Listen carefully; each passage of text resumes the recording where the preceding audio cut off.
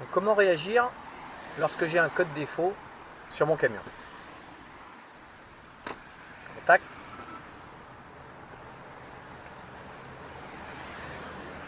Là, sur mon tableau de bord, je vois non seulement qu'il y a un triangle orange,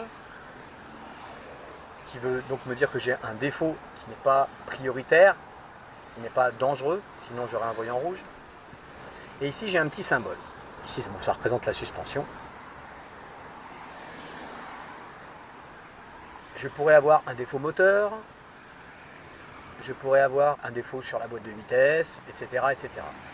Donc ici, j'aurai toujours un petit symbole qui me dira de quel boîtier il s'agit.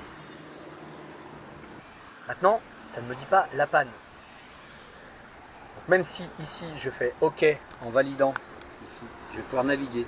Si je monte et que je descends dans les menus, je vais pouvoir appuyer ici pour valider OK, pour rentrer dans les menus.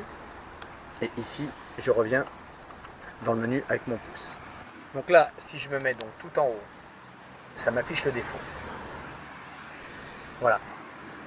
Tout en sachant que à chaque fois que vous avez un défaut qui s'affiche ici sur cette page-là, avec ce message-là, ça peut être plein de pannes différentes. On ne peut pas dire mon défaut vient de telle et de telle chose. Si je lis que cette page-là, je suis obligé, pour être plus précis dans ma lecture des codes défauts, d'aller dans diagnostic. Si j'ai un triangle ici et un défaut qui est affiché là, c'est que j'ai un numéro de code défaut qui sera beaucoup plus précis. Dans ces cas-là, il faut que vous alliez dans le menu. Je rentre dans le menu. Je vais aller dans véhicule, donc je descends avec ma molette, je vais dans véhicule, je vais aller dans diagnostic, donc je descends, je vais dans diagnostic, je vais aller dans code défaut, et ici je vais avoir tous mes défauts présents.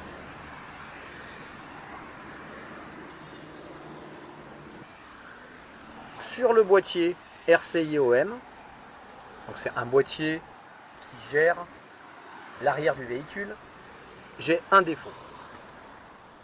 Donc je valide, je rentre là-dedans. À chaque fois qu'il y aura un défaut, ils seront mis toujours en haut. Si vous avez par exemple plusieurs défauts avec différents boîtiers, par exemple si vous aviez un défaut sur l'ACM, vous auriez un 1 ici. Si vous avez deux défauts sur le RCIOM, vous auriez marqué 2. Donc là, je vais valider. Et j'ai un code défaut à 7 caractères. Donc ici, j'ai le C107D16. Dans ces cas-là, vous repérez votre code défaut. Si c'est un code défaut aléatoire, c'est-à-dire que s'il apparaît par moment et puis disparaît à d'autres moments, là j'ai créé la panne sur le véhicule. Mais s'il n'apparaît que par moment, au moment où il apparaît, vous le notez et vous notez le jour et l'heure à laquelle ça vous est arrivé. Vous pouvez appeler votre concessionnaire, leur dire que vous avez ce numéro de code défaut là. Eux, ils vont pouvoir vous dire d'où cela peut provenir.